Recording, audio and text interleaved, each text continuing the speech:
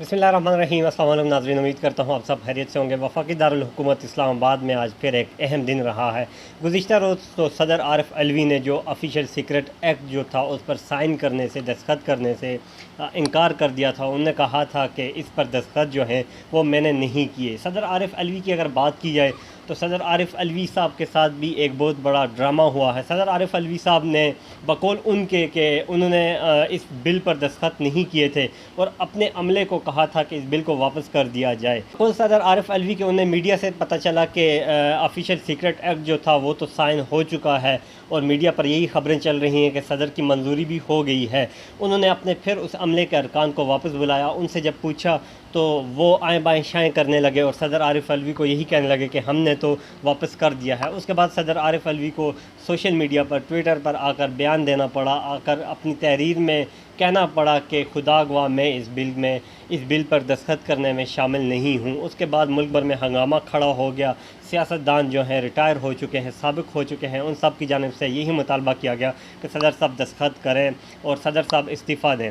लेकिन तहरीक इंसाफ की core committee ने और सदर साहब की अपनी जो कानूनी टीम है उन्होंने सदर पाकिस्तान आरिफ अलवी को रिज़ाइन करने से रोक दिया है। रिज़ाइन ना करने का मशवरा दिया है, जिसकी बुनियाद पर अभी भी काफ़ी गर्मा गर्मी जो है वो इस्लामाबाद में जारी है। दूसरी जानिब ऑफिशियल सीक्रेट एक्ट के हवाले से अगर बात की जाए तो तहरीक इंसाफ इस वक्त तक खामोश है। तहरीक इंसाफ सोशल मीडिया पर, तहरीक इंसाफ मुख्तलिफ प्लेटफॉर्म्स पर एहतजाज तो करती नज़र आ रही है, लेकिन कानूनी चाराजोई अभी तक नहीं की गई। जो ऑफिशियल सीक्रेट एक्ट है उसे किसी भी अदालत में चैलेंज नहीं किया गया। अगर बात की जाए ऑफिशियल सीक्रेट एक्ट की तो उससे मुतल्लिक जो है वो अदालतें भी कायम हो गई हैं। आज इस्लामाबाद में एक अदालत, इंसदाद दहशतगर्दी की अदालत के जो जज थे जुल्करनैन हैदर साहब, उनको एक इजाफ़ी चार्ज दे दिया गया है और वो ये है कि वो ऑफिशियल सीक्रेट एक्ट के तहत जितने भी मुकदमात होंगे उनकी समाअत करेंगे। इस वक्त भी इंसदाद दहशतगर्दी की अदालत में शाह महमूद कुरैशी साहब का जो केस है ऑफिशियल सीक्रेट एक्ट के तहत जो मुकदमा दर्ज हुआ था वो उसकी समाअत जारी है। इंसदाद दहशतगर्दी अदालत के जो जज हैं जुल्करनैन साहब वो इसकी समाअत कर रहे हैं। शुएब शाहीन जो शाह महमूद कुरैशी के वकील हैं वो पेश हुए हैं। FIA की टीम भी कमरा अदालत में मौजूद है। FIA की टीम ने शाह महमूद कुरैशी का जिस्मानी रिमांड मांगा है और PTI के वकला जो हैं, शाह महमूद कुरैशी के वकला जो हैं वो इसकी मुखालफत कर रहे हैं। दूसरी जानिब अगर बात की जाए ईमान मज़ारी और अली वज़ीर की, ईमान मज़ारी को आज सुबह अदालत में पेश किया गया है, इंसदाद दहशतगर्दी की अदालत में पेश किया गया है। इंसदाद दहशतगर्दी की अदालत में श्री मज़ारी साहब भी मौजूद थी जो ईमान मज़ारी की वालदा हैं। उन्होंने आकर पुलिस को कहा कि अगर इसे सहूलियात नहीं दी जा रही बुनियादी तो इसे एक ही मरतबा जहर दे दो ताकि ये मर जाए, क्योंकि इंतहाई दिलखराश मनाजिर थे इंसदाद दहशतगर्दी की अदालत में। श्री मज़ारी साहब जब ईमान मज़ारी को देखा तो गले लगकर रोने लगी वो दोनों माँ बेटी।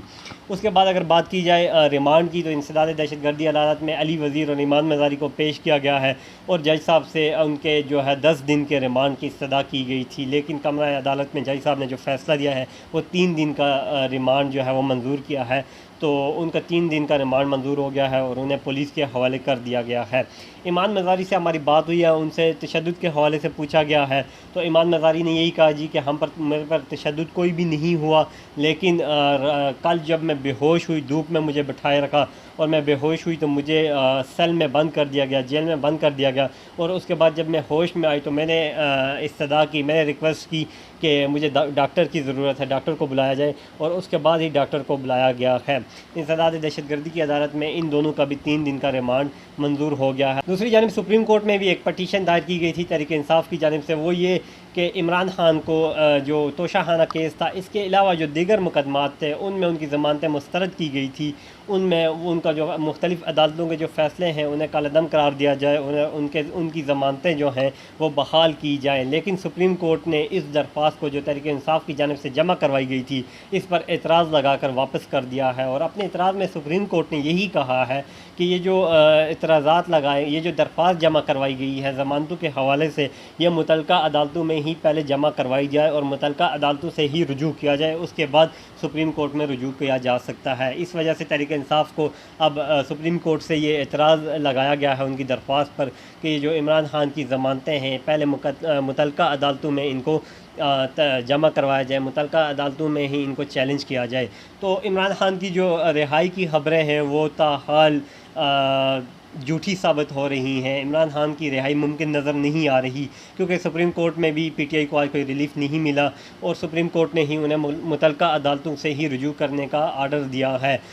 और मुतल्लिका अदालतों की अगर बात की जाए तो मुतल्लिका अदालतों से तो अभी तक पीटीआई को कोई रिलीफ नहीं मिला। इस्लामाबाद हाई कोर्ट की अगर बात की जाए, सेशन कोर्ट की अगर बात की जाए, तो पीटीआई को इमरान खान के केसेस के हवाले से कोई अभी तक रिलीफ मिलता दिखाई नहीं दे रहा।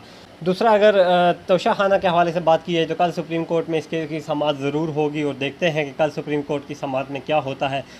आज की अगर बात की जाए तो सीक्रेट एक्ट के तहत शाह महमूद कुरैशी का मुकदमा जो है वो इस वक्त जारी है। सीक्रेट एक्ट के तहत जो अदालत कायम की गई है उसी अदालत में ये मुकदमा इस वक्त जारी है। शाह महमूद कुरैशी के 10 रोज़ा रिमांड की, जिस्मानी रिमांड की इस्तदा की गई है। अब ये देखना है कि उनका रिमांड मंजूर होता है या नहीं और क्या होता है इस मुकदमे में मज़ीद। इमरान खान की अगर बात की जाए तो इमरान खान के वकील नईम हैदर पंजोता साहब से जो मेरी मुलाकात हुई है, उनसे जब पूछा तो उन्होंने कहा जी कि इमरान खान साहब ने भी अब जेल में दाढ़ी रख ली है, क्योंकि उनकी शेव बढ़ गई है। शेविंग किट उनको मैसर नहीं है, उनको नहीं दी जा रही उनकी सहूलियात, शेविंग किट की सहूलियात उन्हें नहीं दी जा रही, जिसकी वजह से उनकी दाढ़ी बढ़ रही है। तो आज जैसे हमने देखा साबिक गवर्नर पंजाब और साबिक वज़ीर दाखिला जो हैं उमर सरफराज चीमा साहब, उनकी दाढ़ी हमने देखी, वो एक दाढ़ी रखी हुई वो आए थे, क्योंकि अमूमन वो क्लीन शेव करते हैं।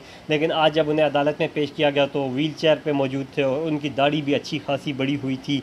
तो पीटीआई के वकला के मुताबिक इमरान खान की भी दाढ़ी बढ़ रही है और मेरे ख़्याल से जब इमरान खान साहब को भी रिहाई मिलेगी, पता नहीं कब मिलेगी, लेकिन जब भी मिलेगी तो वो भी उमर सरफराज चीमा की तरह ही नज़र आएंगे, क्योंकि जेल में उन्हें शेविंग किट की सहूलियात जो हैं वो मैसर नहीं हैं। इस हवाले से भी आपको मज़ीद इंशाल्लाह अपडेट करता रहूँगा। शुक्रिया।